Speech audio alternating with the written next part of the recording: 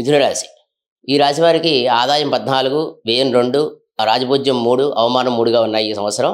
ఈ రాశి వారికి మిథున రాశిలో దశమ స్థానంలో శని సంచారం వల్ల కొంత వృత్తిరీత్యా కొంత ఇబ్బందులు కలిగే అవకాశాలున్నాయి.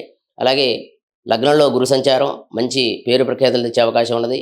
చతుర్థంలో కేతు సంచారం వల్ల కొంత ఇబ్బందిగా ఉన్నప్పటికీ మే 15 తర్వాత కేతువు తృతీయ సంచారం వల్ల కొంత విజయం సాధించవచ్చు. ఈ రాశివారు గణపతి ఆరాధన చేయటం అనేది చాలా ఉత్తమం.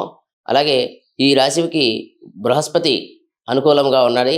అలాగే విద్యార్థులకు కూడా ఈ సంవత్సరం వీరికి మిథున రాశి వారికి యోగ్యంగా ఉందని చెప్పుకోవాలి. విద్యార్థులకు ప్రత్యేకించి చతుర్థ స్థానంలో ఉన్న కేతువు సింహంలోకి ప్రవేశించడం వల్ల కొంతవరకు మెరుగుపడే అవకాశం ఉన్నది.